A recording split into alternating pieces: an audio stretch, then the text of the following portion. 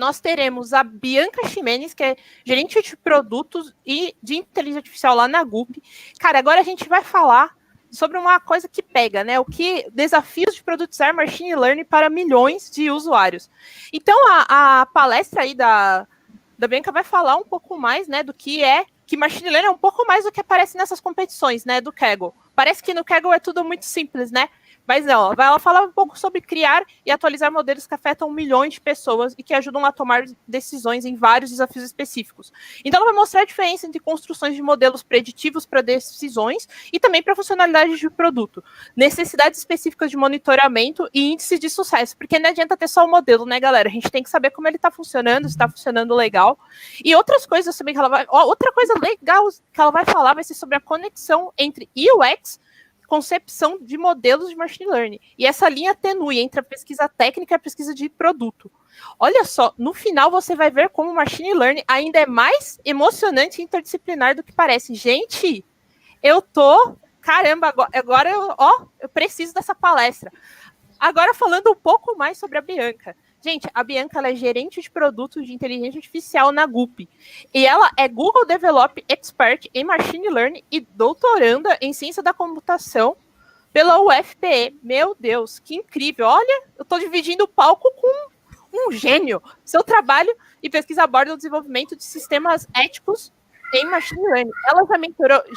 Ela já mentorou mais de 150 startups, palestrou para mais de 7.000 pessoas e publicou pesquisas em revistas internacionais. Gente, olha, o que só tem para dizer é o quê? Aplausos para essa mulher maravilhosa. Agora, fiquem com Bianca Ximenes e não percam de mandar perguntas, entendeu? Vou estar aqui de olho, já falei. Qualquer coisa a gente vai agrupar mas suguem mesmo, porque ó, é uma pessoa maravilhosa, que manja muito do que vai falar. Cara, eu tô emocionada com essa introdução da Carol, não sei nem o que dizer, tô até nervosa aqui. Nossa, mas, gente, é um prazer estar aqui com vocês. Eu sou Bianca, né? Eu sou uma mulher branca, nordestina, heterossexual, sou de Recife, moro em Recife, mas no momento estou no hotel, não estou na minha casa está em reforma, então eu estou num ambiente com parede branca, um abajur meio nada a ver, não tem um cenário bonito, mas estou vestida com uma blusa azul e branca estampada, meu cabelo é cacheado, meio tom de vermelho, pintei recentemente, e acho que é isso. Eu já compartilhei a tela, a gente pode começar?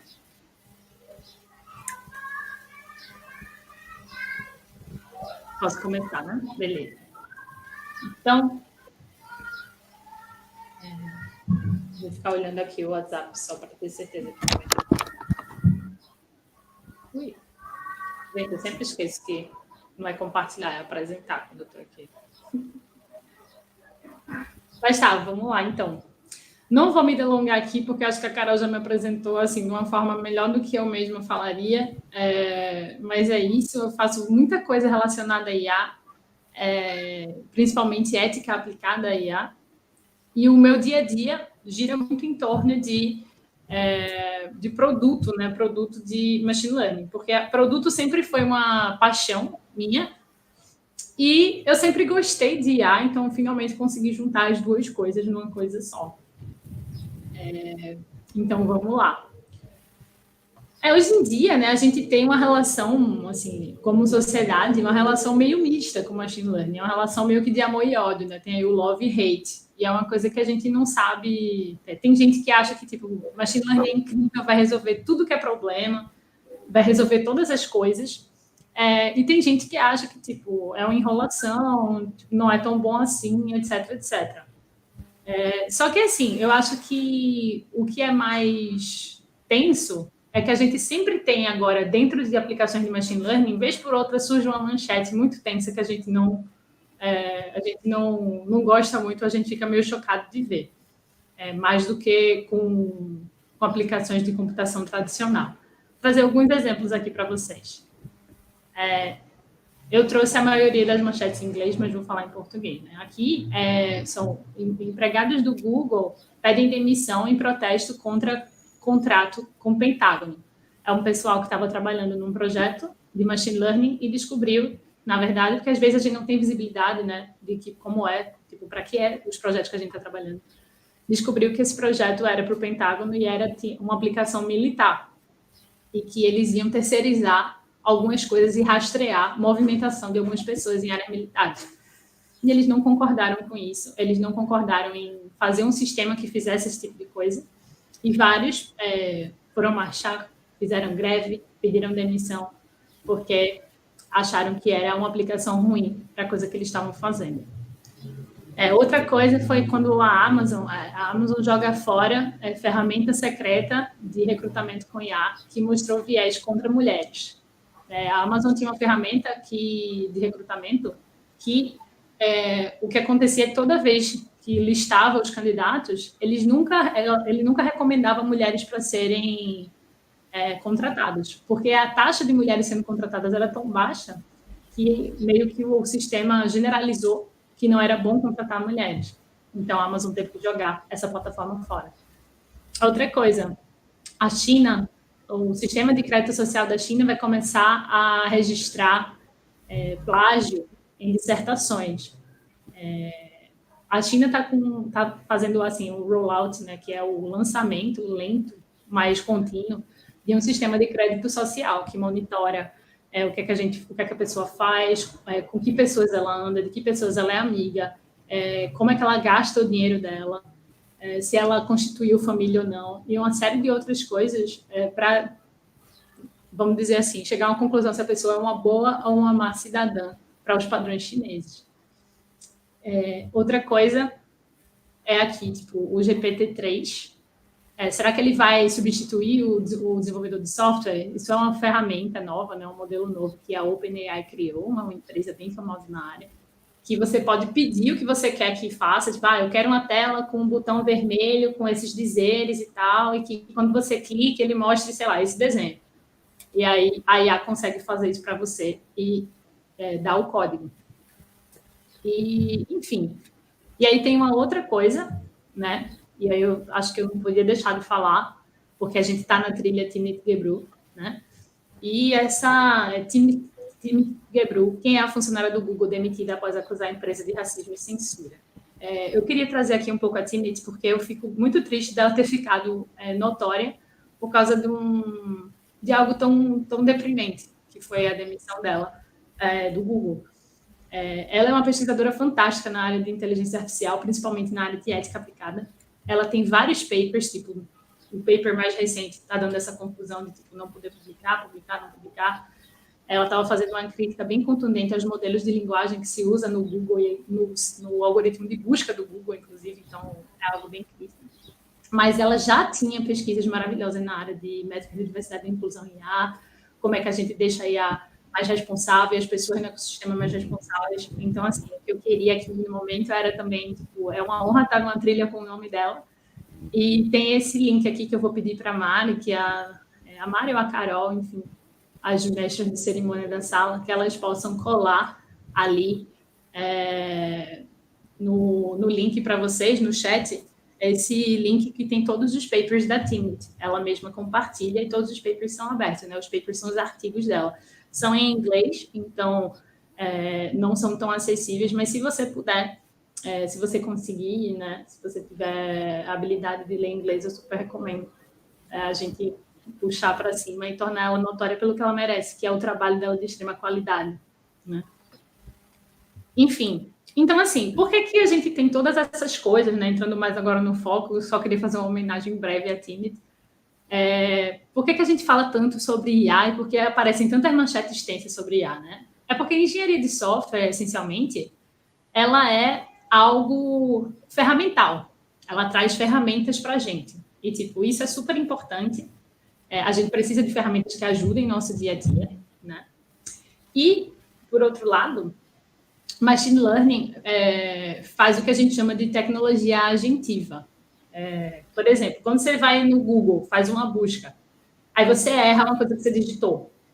Ele não te pergunta, você quer que eu corrija? Ele já sugere, tipo, você não quis dizer isso? Eu trouxe resultados para isso. Se você quiser fazer essa outra busca, tudo bem, clique aqui. Então, tipo, ele já toma meio que decisões, ele já te ajuda no lugar, né? E isso meio que assusta a gente um pouco. Um termo que a gente usa em português para machine learning é a aprendizagem de máquina. Só que, assim, basicamente não se usa esse termo e é até mais difícil de achar recursos e coisas assim, tipo leituras, mesmo em português, com esse termo, do que se você usar machine learning. Mas é só vocês saberem que existe essa tradução. Mas, enfim, tipo, uma coisa que eu gostaria de ressaltar é que não tem uma coisa aí que é melhor que a outra, tá? Tipo, engenharia de software não é melhor do que aprendizagem de máquina, nem ao contrário. Então, assim, tecnologia agentiva não é melhor do que tecnologia ferramental. Todas têm um contexto e todas são necessárias. Porque às vezes tem um hype, né? Tipo, uma sensação no pessoal do machine learning que a gente está fazendo algo que é muito superior. E não é muito superior, é algo diferente. Né? Então, assim, eu acho que é muito comum ter certas expectativas de machine learning que não são reais por causa das coisas que a gente vê. Então, a gente espera que ela seja comunicativa, né? Feito o robôzinho R2-D2 de Star Wars, que ela seja bem generalista, seja boa em tudo, indague as coisas, feito o robô lá de Eu, Robô, né? O filme. Que ela seja empática e fique tocada com as coisas, né? Emotiva, feito o Wall-E, né? Do filme Wall-E. Que ela seja sensível, feito a Rose dos Jetsons, que ela sinta, ela tenha essa noção do eu, né? Ela tenha compaixão e tal, ou que ela seja malvada, assim, feito os robôs da Skynet, do Terminator, né? No filme Terminator. Então, a IA não é nada disso, ela é essencialmente um sistema que otimiza, né? Otimiza alguma função objetiva, a gente tem uma função objetiva específica, que o ser humano define, o ser humano coloca o objetivo, e ela obedece o que a gente faz. Então, o nosso papel é super forte em relação a isso. Mas ela não consegue se comunicar, ela não consegue pensar em tudo, ela é muito boa naquela uma função, né, que a gente criou para ela. Então, a IA não é assim. IA, essencialmente, é um programa de computador que acha padrões e micropadrões e tenta otimizar o resultado que nós, seres humanos, definimos. Né? Essencialmente é isso. Então, assim, o que é que mais a gente pode ver dentro disso, né?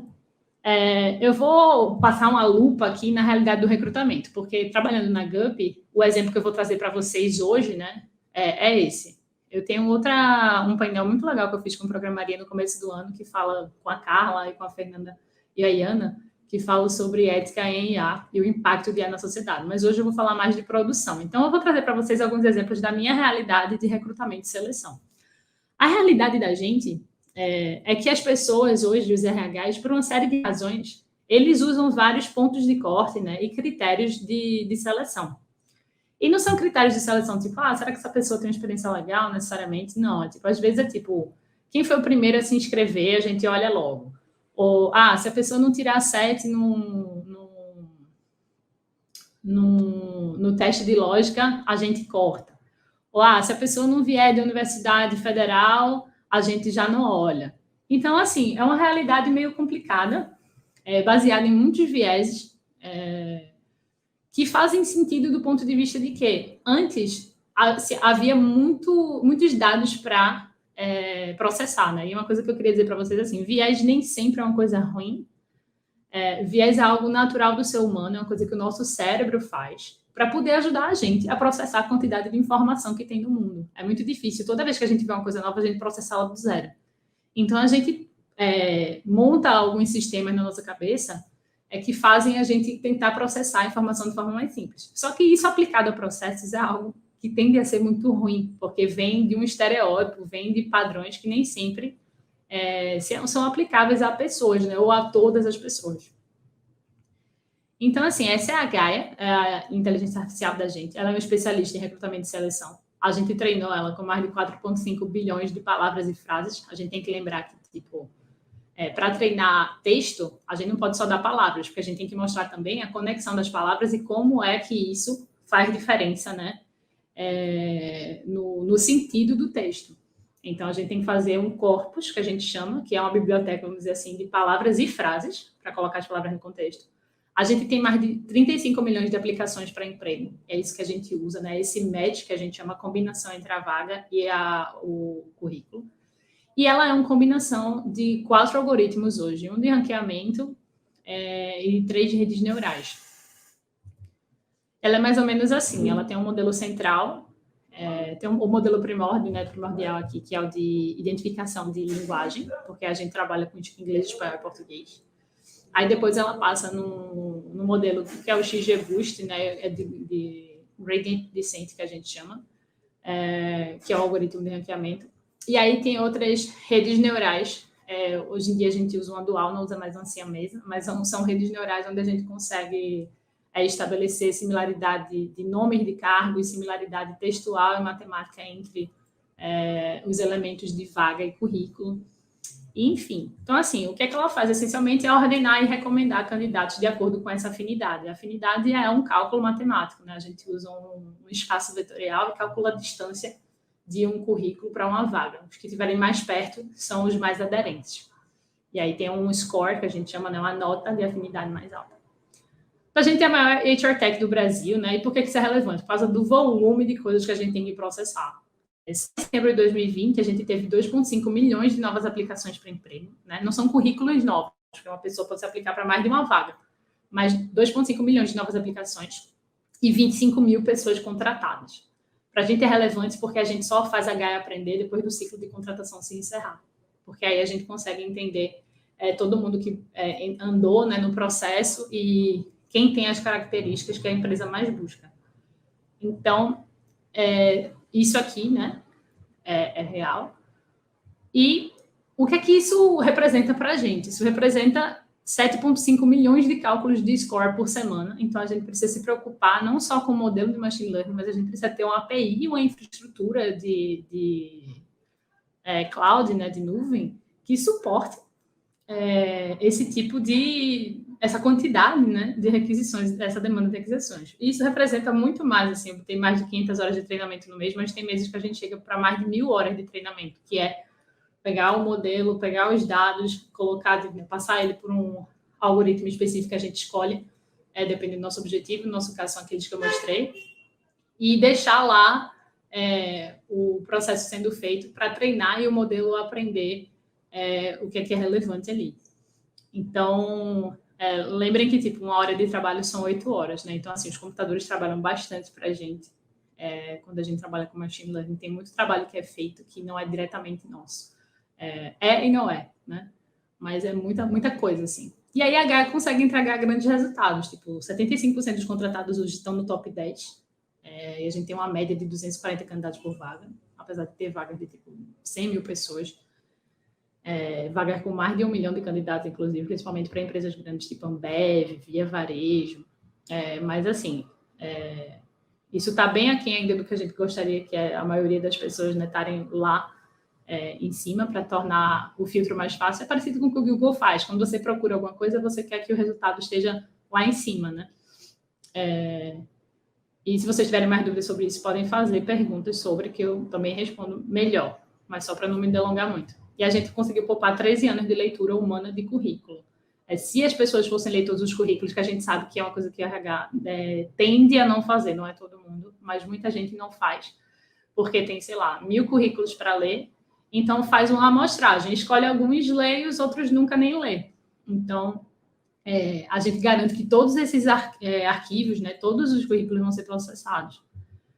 Então, assim, é muito legal isso, super resultados, grandes números, um negócio que empolga muita gente, mas aí a gente tem que olhar por trás da cena, né? Tipo, por trás das cenas, o que está acontecendo. Então, a gente tem 5 desafios principais que eu vou falar, que é conseguir dados qualificados atuais, compreender comportamentos, entregar valor ao usuário final, explicar efeitos e resultados e rastrear e monitorar resultados.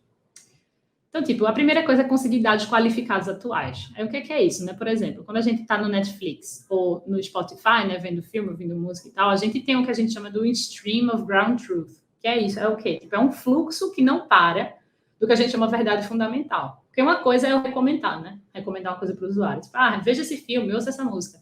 E outra coisa é a recomendação ser boa, ela ser válida. Então, tipo, é por isso que a gente tem tanto, thumbs up, thumbs down, né? Tipo, o legal e o tipo, curtir, não curtir, o coração de, curti, ou o negócio de pula essa música, que essa música eu não gostei. Porque isso, conectado correto com o machine learning, permite que a gente tenha um fluxo ininterrupto que permite que a gente melhore o modelo, né? Porque, tipo, os dados vindo fazem com que a gente possa retreinar o modelo. E mesmo que a gente não faça nada de mudança de algoritmo, em geral, só de ter mais dados e novos dados, a gente consegue melhorar os nossos resultados. E aqui, o que é que a gente teve que fazer, né, dentro da GUP? A gente teve que começar a anotar o que é cada coisa do currículo. Então, por exemplo, se eu estou falando aqui, arquiteto de API, essa é a experiência, né? Tipo, é o cargo. Quais são os pré-requisitos? Eu tenho que identificar tudo, a gente tem que fazer tudo isso manualmente, assim, tipo, porque para qualificar esses dados e ver o que é que a gente podia usar para treinar. Porque muitas vezes tem pessoas que são contratadas que não tem muito a ver com a vaga, porque, sei lá, elas foram indicação de alguém ou não conseguiram expressar no currículo também, né? Tudo que elas são. Isso pode acontecer, com certeza. E aí a gente tem que ver esses casos. Mas, enfim, a gente tem que olhar e qualificar cada coisa, o que é a experiência, o que é a duração de experiência, o que é uma hard skill, a gente chama, né? Que são habilidades, vamos dizer, mais específicas, tipo curso, um certificado. O que é uma soft skill, né? Que é tipo uma qualidade, uma característica pessoal. E isso tudo a gente tem que ir anotando na mão. Bem como o match, que a gente chama, né? A combinação entre vaga e currículo do candidato. A gente tem que olhar e dizer, tipo, isso faz sentido, isso não faz sentido. Isso aqui é um match, então, tipo assim, aprenda com isso, porque isso é uma combinação legal. Isso não é uma combinação legal, isso não faz sentido. Enfim, a gente fez mais de 3.000 anotações na mão em um mês. Só que, assim, 3.000 anotações para machine learning não é suficiente em muitos aspectos. Então, assim, a gente teve que começar a procurar outras formas de qualificar esses dados. E isso é muito difícil, porque, assim, a gente deixou uma pessoa dedicada a isso e o resto do time ajudou. E ainda assim, em um mês, a gente só conseguiu fazer 3.000 anotações. Então, é algo ter dados qualificados, né, que, tipo assim, são vetados, a gente chama, né, vetted em inglês, mas assim, que são qualificados pelas pessoas quando ela diz, gostei, não gostei, a gente não tem muito isso. Na GUP a gente tem o curtir o candidato, mas não tem o não curtir. Ou, tipo, na recomendação a gente não tem, essa recomendação foi boa, especificamente essa recomendação foi ruim. Então, é uma coisa que a gente está construindo, porque a gente está anotando o trabalho que dá você qualificar esses dados. Outra coisa é a questão de análise de erro, que é uma coisa que ninguém quer fazer, porque é chato. E aí a galera quer fazer modelo, a galera quer treinar modelo, né? Mas fazer análise de erro, que é uma análise estatística básica, é super relevante. Sherlock é um dos modelos da gente. Foi um modelo que superou o Watson da IBM, a gente chamou de Sherlock. Mas a gente estava tentando ver, tipo, onde foi que ele deu bom, onde é que ele tinha subido a nota de um candidato específico, onde é que ele tinha descido, onde é que ele errou. Então, a gente anota aqui, isso aqui foi falso negativo. Aqui ajudou, mas foi um falso positivo. Aqui ele atrapalhou, mas a nota ainda assim foi alta. Aqui ajudou não sei o quê. Então, a gente começou a tentar entender o que é que o modelo estava fazendo, né, em casos específicos. E isso é super importante. Outra coisa é compreender comportamento, né? Porque comportamento é o que a gente está tentando modelar, querendo ou não. Então, outra coisa aqui na análise de erro que a gente fez, a gente foi tentar entender, assim, qual é a nota, né, o score, das pessoas aprovadas versus as pessoas reprovadas. E, assim, beleza, você consegue ver que tem muita gente aqui, nas pessoas aprovadas, que tem notas super altas. Tipo, estão ali, essencialmente, de 55 para cima, né? Mas, assim, muitos reprovados também têm notas excelentes. Também são pessoas que são super aderentes à vaga, né? Tem uma super afinidade com a vaga. Aí, como é que isso acontece? Por várias razões. A gente tem que entender, né, o domínio que a gente trabalha. Uma coisa que a gente começou a notar é que só 40% dos candidatos são movidos. Então, mesmo quando você é muito bom, tem uma tendência, tipo, a chance de você não ser movido no processo, você não ser abordado pelo RH, ela é grande. Os RHs não abordam todo mundo. Tem poucas vagas, né? Porque às vezes você recebe centenas de currículos, mas você tem uma posição aberta, ou sei lá, 2, 3. E só 50% das vagas são marcadas como encerradas, ou seja, a gente sabe que a pessoa foi contratada e a vaga encerrou. E é nesse momento que a gente manda os dados para a Gaia, para ela poder ter uma foto completa do processo seletivo e conseguir fazer um ranqueamento legal. E aí, como o pessoal não tem costume de encerrar a vaga, a gente às vezes não consegue saber efetivamente o que é que está rolando. Então, assim, é a realidade. A gente tem que trabalhar com a realidade. Outra coisa é que a gente, às vezes, tem vagas que só tem soft skills. Isso é uma coisa que a gente não consegue ver no currículo. Não tem como a gente ver no currículo. Então, às vezes, as pessoas reclamam muito com a gente. Tipo, mas o ranking não foi bom. As pessoas que vocês trouxeram nos top 10 não tinham aderência. Mas como é que eu consigo medir isso baseado no currículo? Né? As pessoas têm essa expectativa que eu consiga, baseado no currículo, definir se a pessoa tem alta energia, se sabe trabalhar em equipe. E isso é uma coisa que não dá para fazer. Então, assim, quando as descrições das vagas não têm hard skills, né, que a gente chama, que tipo de valor a gente consegue entregar? Então, isso é uma coisa que a gente sabe que, assim, a gente tem que encontrar ainda uma forma de fazer, porque é algo que a gente não consegue fazer e é um comportamento comum. A gente está tentando fazer formas de incentivar as pessoas a colocarem mais hard skills, até tipo assim, porque é bom para você como candidato, eu pelo menos gosto muito, e várias pessoas assim ao meu redor, tipo, poxa, eu acho legal quando a vaga diz, eu procuro esse curso, eu procuro não sei o quê, eu procuro uma experiência determinada, porque aí mesmo que eu não seja boa o suficiente para aquela vaga, eu sei o que eu tenho que fazer para chegar lá, né? Então, assim, uma descrição de vaga, ela também mostra um caminho que você pode seguir para conseguir chegar num ponto que você quer na sua carreira. Então, a gente está fazendo um trabalho muito forte de tentar fazer as pessoas expressarem mais o que elas estão procurando, porque não é só isso que elas olham na prática, elas estão botando isso, mas não é só isso que elas olham, vai ter outras coisas que elas olham. Então, o que é que elas olham, né? E, ao mesmo tempo, a gente precisa encontrar umas outras formas de fazer essa descrição, de trabalhar melhor com soft skills, que é uma coisa que a gente ainda não conseguiu resolver. E assim, gente, eu vou trazer um bocado de coisa que a gente não conseguiu resolver ainda, porque é desafiador. Tem coisas que a gente está tentando contornar, tem coisas que a gente já contornou, mas tem coisas que ainda são desafios abertos, tá? Então, assim, no fim das contas, com tudo isso, só 5,6 milhões, assim, só porque, como a gente é a maior HR Tech do Brasil, então torna isso mais fácil, né? Tipo assim, os dados da gente, apesar de serem poucos frente ao que a gente tem, ainda assim são bastante dados qualificados. Mas só 5,6 milhões das 35 milhões são úteis para treino e validação. Então, você precisa ter um banco, às vezes, super extenso para ter dados legais de qualidade para treinar. E isso é uma coisa super importante e é super desafiador em produção, porque, às vezes, você não tem essa quantidade de dados. E quando você tem, ainda assim, não é tanto dado quanto você pensa, porque várias coisas se perdem por essas razões no caminho. Por as pessoas não fecharem as vagas, a gente não conseguir aprender com a falta de movimentação dos candidatos, né? A gente não entender exatamente o que é que cada um tem de melhor.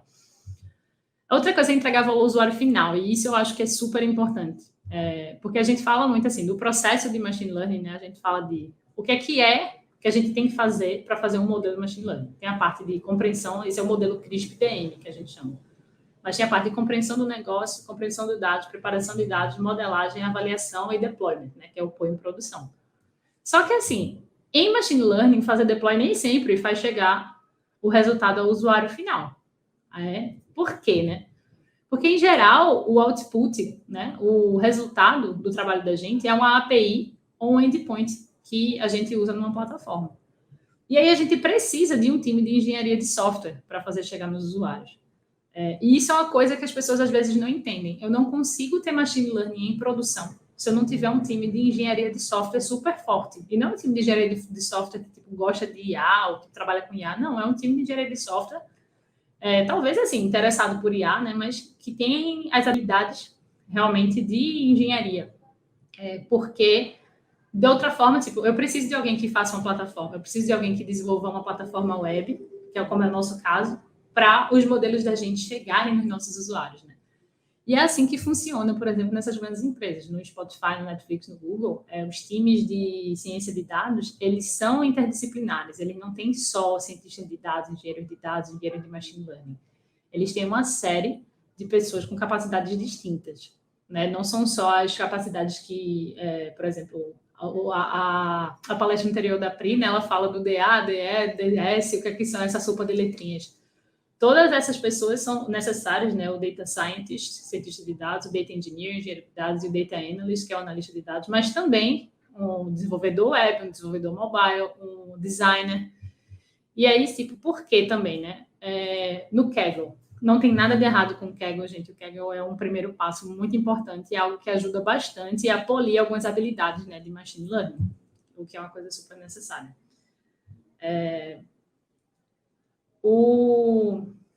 Eita, falta 10 minutos. Mas, assim, o Kaggle,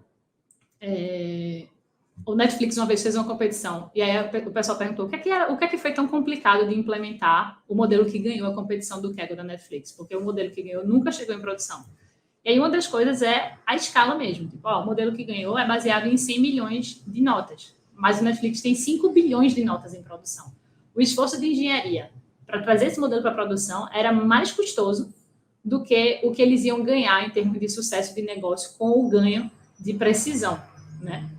Então, nem sempre o que a gente faz é algo que é fácil de entregar.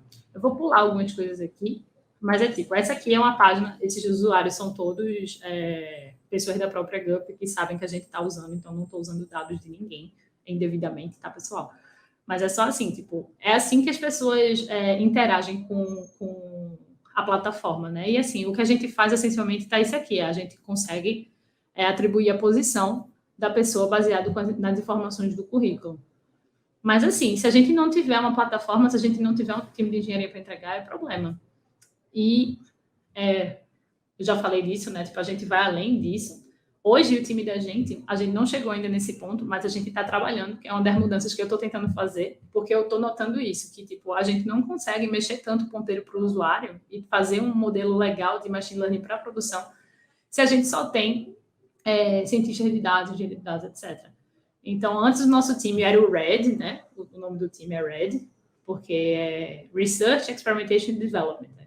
Pesquisa, experimentação e desenvolvimento. Antes a gente só tinha cientistas de dados, um engenheiro de dados e um desenvolvedor Python para cuidar da API. Aí agora a gente conseguiu um designer e aos poucos a gente vai colocar também o pessoal de web para trabalhar junto com a gente.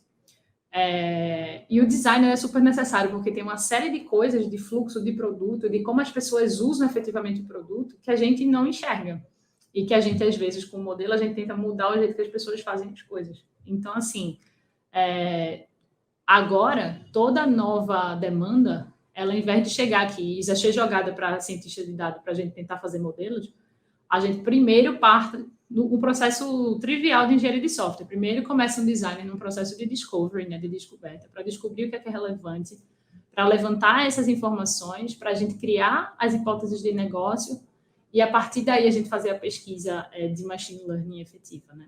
Mas sem designer, sem um time de engenharia de software, a gente não entrega. Outra coisa difícil são explicar efeitos e resultados.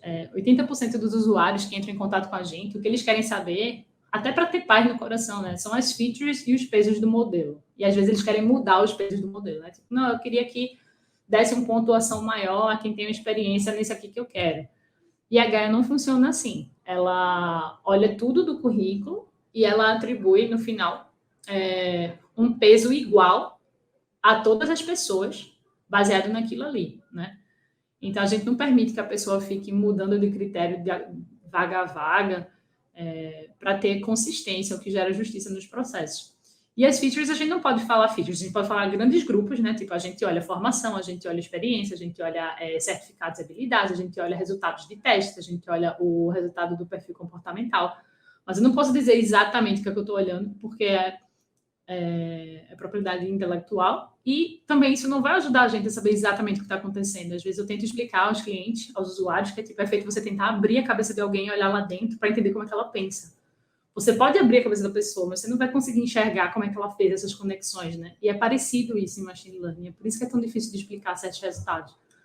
A gente usa, porque tem que usar, não só o time, mas tipo, para os usuários, mas também para o time. A gente usa 2 modelos que eu não vou explicar porque eu estou sem tempo, mas a gente usa o SHAP para entender o peso de cada coisa em subir e baixar a nota, né? A gente usa o Lime também para tentar entender que trechos do currículo estão afetando a nota positivamente e que trechos estão afetando negativamente.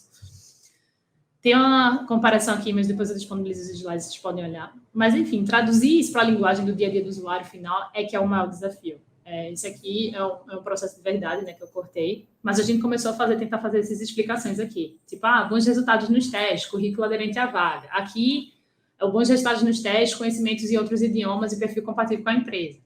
Só que isso começou a dar muito problema. A gente achou que era uma boa forma de explicar o que é que estava sendo relevante, né? Mas acabou que não foi uma boa forma de explicar, porque as pessoas começavam, por que 2 é melhor que 3? No sentido que, tipo, aqui o 12º só tem duas coisas relevantes. Só que a questão é a estatística, né? Então, a relevância dessas duas coisas é maior do que essas outras 3 coisas somadas. Mas isso é difícil de explicar. Então, tipo, por que 2 é melhor que 3? Por que o teste é relevante se a pessoa ainda não fez o teste? Mas, tipo, se várias outras pessoas fizerem e a nota delas aumentou com o teste começa a ser relevante para a pessoa que não fez, né? Porque ela está perdendo nota. Então, às vezes, a gente explica por que ela está lá embaixo. É complicado. E, às vezes, a galera faz, é um resumo do currículo, tipo checklist. E, tipo, isso foi muito assustador, porque não quer dizer que é um checklist. As pessoas todas podiam ter todas as coisas, só que o peso delas era diferente. Mas as pessoas começaram a achar que era tipo, se tem bons resultados, se tem conhecimento de idiomas, quer dizer que essa pessoa fala outros idiomas. Se não tiver, quer dizer que ela não fala. E não era isso, quer dizer que não foi o fator que o modelo olhou para terminar esse score. Então, isso era muito complicado. E aí, finalmente, para terminar, tem rastrear e monitorar resultados, né? Uma coisa bem comum essa foi uma pesquisa feita por um colega de trabalho, sobre a frequência que projetos de machine learning atrasam, né? E, assim, projetos em geral atrasam, isso é normal, mas de machine learning eles atrasam numa taxa ainda maior. E como é que as pessoas fazem gestão do projeto, né? A maioria faz com Scrum. A gente faz com um misto de CRISP-DM e Scrum. Só que, assim, você vai olhar o modelo esse aqui não é da minha equipe. A gente não olha lead time porque não faz sentido usar burn down chart. Então, assim, essencialmente, Scrum não serve. Então, como é que você tem, né, rastreamento e visibilidade? Você tem que ter muita confiança no time. Porque a gente ainda não descobriu uma forma legal como área de monitorar esses projetos. A gente tem também métricas muito específicas para cada questão. Então, por exemplo, quem trabalha com texto tem uma métrica de sucesso que raramente a gente olha, dentro de análise de erros também e tal, que é o que a gente chama de OOV, que é Out of Vocabulary. Tem palavras que aparecem, às vezes, as pessoas não conhecem, né? E o modelo não conhece. Eu tenho que terminar a palestra. Mas, enfim, então a gente tem que olhar isso, né, e fazer isso, saber como tratar, senão a gente pode gerar injustiças, porque o modelo pode começar a usar essas palavras que são out of vocabulary como algo negativo, como algo que está faltando. Então, a pessoa começa a cair a afinidade. Então, é algo que a gente precisa especialmente tratar, a gente precisa estar ciente dos problemas específicos da gente. A gente tem algumas ferramentas, né? Eu não vou conseguir mostrar todas, mas a gente tem uma ferramenta. Essa é a minha favorita, que é a Weight and Bias, que a gente usa para monitorar os experimentos da gente. Não vou conseguir mostrar isso, mas, enfim, a última coisa que a gente mudou essa semana, só para vocês terem uma ideia, foi uma mudança de modelo para melhorar a recomendação da gente de usuários. E a gente teve que fazer 53 modelos no total. O que está em produção levou 5 horas e 18 minutos para treinar, mas só o experimento completo desses 53 modelos foram 452 horas. Então, e aí a gente aqui consegue rastrear tudo e ver as coisas principais que a gente tenta olhar, tipo a taxa de erro, as taxas de acerto, falsos positivos, falsos negativos, e aí a gente permite que a gente compare esses resultados. Enfim, essas são outras plataformas para ajudar em anotação. Essa aqui é para ajudar em visualização de dados, de resultados. E assim, por exemplo, em setembro, o desempenho da gente foi incrível. 86% das pessoas contratadas pela Gallup estavam no top 10, mas a gente não sabe exatamente explicar por quê. Por que a gente foi tão melhor em setembro, sabe? E aí tem essa pesquisa aqui, essa palestra, na verdade, que eu recomendo bastante, que é outra palestra sobre modelos em produção. Para quem consegue, assim, para quem tem habilidade em inglês, eu super recomendo também. E assim, a questão da gente é que a gente ainda não tem todas as respostas e o trabalho da gente está em progresso, mas assim, uma coisa que eu sinto todos os dias quando eu vou trabalhar é que é super emocionante. A gente não falou nada aqui, efetivamente, sobre ética em IA, sobre o impacto de IA em sociedade, né? Mas assim, você tentar é uma sensação muito de pioneirismo, assim. Você tentar descobrir como trazer essas coisas para as pessoas, porque é além das boas práticas. Eu acho que tem, dentro de engenharia de software já tem muitas boas práticas que a gente sabe que funcionam, né? Coisas que são boas e tal. Mas para machine learning ainda não tem muitas boas práticas. Então, a gente está descobrindo como a gente consegue trazer de uma forma que seja justa, de uma forma que seja consistente, de uma forma que seja rastreável, monitorável, visível, resultados e explicações dos resultados. Porque antes as pessoas não se importavam. Tipo assim, você chega lá no Google, você coloca a sua busca, ele te dá um resultado, você não se importa muito como é que ele chegou àquela conclusão. Mas hoje, principalmente com a complexidade dos modelos de machine learning, né? Até porque assim, processo seletivo é coisa séria, diagnóstico de medicina, que é outra coisa que a galera está usando bastante machine learning, é uma coisa super séria. Então, o pessoal começa a querer saber por que o modelo está chegando daquele resultado. E é muito interessante a gente ser confrontado com isso para a gente melhorar as coisas e o jeito que a gente faz, né? Então, enfim, gente, muito obrigada. Estourei um pouco o meu tempo, mas agradeço muito aí a atenção e a presença de vocês. Eu amei, achei super legal, Bianca, você trouxe coisas muito, muito importantes para a gente de discutir em IA. Eu acho que a galera ainda, como você falou do modelo lá da Netflix, né, às vezes a galera acha que vai ser exatamente aquela coisa que você treinou ali, numa coisa que é uma brincadeira, né, lógico, tem toda uma importância ali, mas assim, muita gente vê ainda, acha que quando for entrar numa empresa vai ser a mesma coisa, e não é, né, a gente vai ter que colocar a máquina para trabalhar a rodo. Mas olha, chegaram bastante perguntas, muitas delas estão relacionadas com questão ética, acho que até aí por causa do seu background, né? Mas teve algumas que foram bem, bem legais. Teve uma da Gabriela, que eu achei muito, muito bacana, que ela perguntou assim, o que acontece, se já aconteceu de empresas pedirem filtros discriminatórios para o recrutamento, e como vocês reagiram isso lá na GUP, em relação a isso e até em relação ao modelo, né? Beleza. Amo essa pergunta. Obrigada, Gabriela. Sim, acontece todos os dias, pessoal. Porque, assim, a realidade de recrutamento ainda é essa. E, assim, as pessoas de RH, às vezes, elas têm essa noção de que não era para fazer isso, mas elas precisam agradar, né? Elas precisam trabalhar com clientes internos, que são gestores. E essas pessoas, elas nem sempre têm essa noção de diversidade e inclusão feito a gente trabalha. Então, essa semana mesmo, na recomendação, a gente teve um feedback que disse, não, eu preciso conseguir definir o gênero da recomendação, se é homem ou se é mulher, no caso, né? Porque, em geral, o pedido é binário. Porque os gestores, eles só contratam, era um cargo específico, assim, para motorista de caminhão, eles só contratam homens. Então, não adianta chegar com a recomendação de uma mulher muito boa, porque não vai ser aceito. Então, era melhor se vocês conseguissem colocar esse tipo de filtro na recomendação, a gente pudesse escolher isso. E aí a gente não cede. Isso é uma coisa que a gente não cede.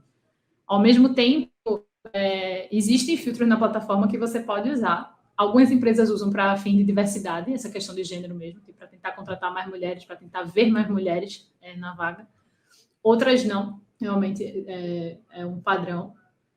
E aí o que a gente notou a gente não vai conseguir mudar o jeito que as pessoas usam filtros, porque mesmo que elas não filtrem pela plataforma, elas filtram por fora. Então, o que a gente vai fazer? Isso é uma coisa assim, um spoiler para vocês. A gente está tratando filtros de uma forma diferente agora. Toda vez, a gente separou em 3 coisas, tipo, filtros que são normais, aceitáveis, tipo assim, qual é a etapa que a pessoa está, qual é a nota que ela está na Gaia, esse tipo de coisa, né? Outras coisas são filtros que a gente acha questionáveis, tipo filtros de instituição de ensino. São filtros que têm a ver, né, com formação e tal, mas a gente começa agora, a gente vai fazer de um jeito que a gente dá uma mensagem lá educativa. De tipo, você sabia que instituições de ensino, de onde a pessoa estuda, não tem muito a ver com o desempenho dela no mercado de trabalho, e sim a formação de laços e a capacidade de relacionamento? Porque é uma forma que a gente tem de tentar educar um pouco, a gente nota isso, que a gente tem um papel de educação. E assim, eu acho que eu tenho esse papel de educação, a questão do filtro não é uma questão de IA propriamente, né? Mas afeta totalmente o meu trabalho. Afeta o que a IA aprende. Então, assim, a gente está tentando fazer isso. Já tem outras coisas, por exemplo, localização. Localização é uma coisa que a gente cede. As pessoas não contratam ninguém com mais do que, sei lá, 20 quilômetros de distância do ponto de trabalho. Algumas empresas são assim. Então, localização a gente tem permitido, onde a pessoa está. Mas a gente não permite que elas olhem local de origem, por exemplo. Isso é uma coisa que a gente não mostra, a gente não coloca na plataforma. Então, assim, cada coisa a gente tem uma decisão. Eu acho que nem todas, assim, são talvez as mais certas, mas a gente tem um motivo para cada uma delas. E eu acho que, assim, é muito a questão de, pelo menos, a gente pensa sobre isso e a gente é aberto a ser questionado sobre. Caraca, eu acho que, tipo, tinha...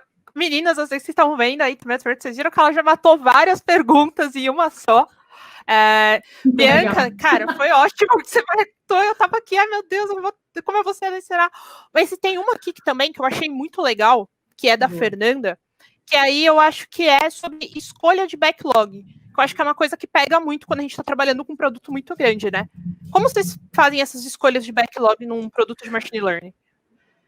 Cara, assim, você tem uma priorização, né? Você sempre tem como gerente de produto, mas a gente trabalha de uma forma muito solta. Então, assim, a gente não escreve stories da forma original, né? Tipo, a história do usuário e tal. Tem muita tarefa que é efetivamente a otimização de engenharia. A gente não usa pontuação, porque, assim, trabalhar com machine learning é feito assim, você ter alguém no time que você não sabe se a pessoa vai vir trabalhar ou não naquele dia. Essencialmente é isso. Porque, assim, tanto faz você fazer uma coisa que dá certo e aí, tipo, poxa, você ganhou tempo e, tipo, as coisas estão no prazo, quanto você rodar 50 modelos e nenhum deles está melhor do que o seu em produção. Então, você acha que você vai conseguir aumentar aquele indicador lá, né? Tipo assim, vou conseguir subir aqui 5% na taxa de precisão ou na contratação, no ranking e tal. E aí, você não consegue, porque simplesmente o modelo não notou nada de novo, apesar de você ter trazido novas técnicas, ter trazido mais dados. Então, assim, a gente ainda está aprendendo. Eu te digo que, assim, as sprints da gente sempre são muito confusas. Às vezes a gente consegue terminar 80% das sprints. A gente nunca conseguiu terminar 100% do que a gente colocou, tá? Às vezes a gente termina 40%. E, assim, a parte boa é que a gente tem a compreensão, acho, da diretoria de que isso é uma coisa que acontece. A gente está numa área que ela não é tão determinista. Então, é confuso. E fora isso, é priorização mesmo, de tipo, o que é que a gente tem que trabalhar mais agora na parte de recomendação. Então, a gente tenta puxar a tarefa de recomendação. Ou tipo, não, agora a gente tem que trabalhar mais no ranking, ou agora a gente tem que melhorar essa parte da API. Mas é isso. Não tem uma resposta legal para te dar, porque isso é um desafio constante da gente.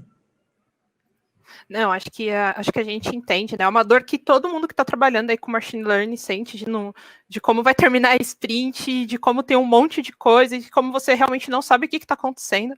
Você fica muito confuso em algumas vezes, né? Porque você tinha certeza que aquilo ia matar, agora vai melhorar muito e, tipo, melhora nada. Aí você fica, tipo... você fica, nossa, esse parâmetro aqui agora a gente vai conseguir. Aí, quando você vai... nada acontece. Tipo, nossa, na verdade, antes, é deprimente. O que eu estou tentando fazer agora é tentar. A gente está passando por uma fase de reestruturação, né?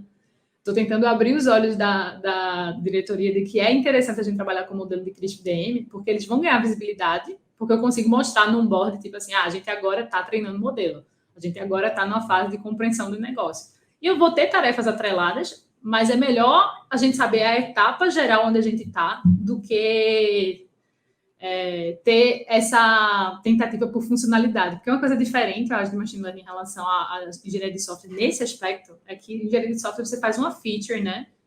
E a feature ela tende a ser autocontida, né? Que você não possa melhorar, mas você tem uma entrega final. Machine learning você não tem uma entrega final.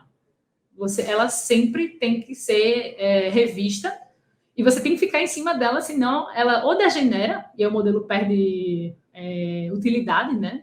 Prática. Ou você bota dentro do seu sistema vieses e problemas, dados sujos. Então, assim, é um trabalho que não para. Tipo, não é uma feature que é tipo assim, terminei e vou deixar ela lá, ela pode dar um bug, etc, etc. Mas, assim, essencialmente ela está pronta. Não, nada de machine learning está pronto nunca. E isso é diferente. Acho que é o que torna, né, o trabalho tão emocionante, né? Eu acho que você, na sua palestra, conseguiu trazer isso pra gente, conseguiu mostrar. Te agradeço demais. Meninas, não esqueçam de seguir a Bianca para entender um pouco mais sobre ética em IA, que é algo que é realmente muito importante. A gente vê aí, ela trouxe, né, um caso de recrutamento, que é algo que a gente está sempre falando, né, de colocar mais meninas ali para trabalhar com tecnologia. A gente sabe que recrutamento é uma parada difícil, é difícil para os dois lados, né? Tanto para a empresa que contrata, quanto para a gente que está se candidatando ali, mas a gente saber que já está tendo esse cuidado, né? Tem alguém ali que é uma especialista em ética, não tem nem o que falar, né? Tá ali tomando esse cuidado também, é muito satisfatório. Bianca, muito obrigada pelo seu trabalho, por toda a sua contribuição, e por você ter essa preocupação também, né? Essa preocupação interna também, né, de saber do teu papel ali, tanto como cientista de dados, como uma cientista que entende, né, desse tipo de projeto, e não deixar também se contaminar, né, por outras coisas que a gente sabe que tem ali de negócio, de não vamos colocar viés, vamos ter essa preocupação. Isso aí é extremamente importante. Fico muito feliz de conhecer um pouco mais da plataforma e conhecer um pouco mais do teu trabalho. Meninas, obrigada. Palmas para... Falta muita coisa ainda, tá, Carol? Muita coisa. A gente está muito longe do que a gente quer, mas, assim, a gente está ciente e a gente está trabalhando. Eu não durmo bem à noite, não dormiria bem à noite se eu não soubesse que eu estou tentando o melhor que eu posso nesse sentido. A gente fica muito obrigada feliz. Aí. Muito obrigada pela parceria. Valeu, pessoal.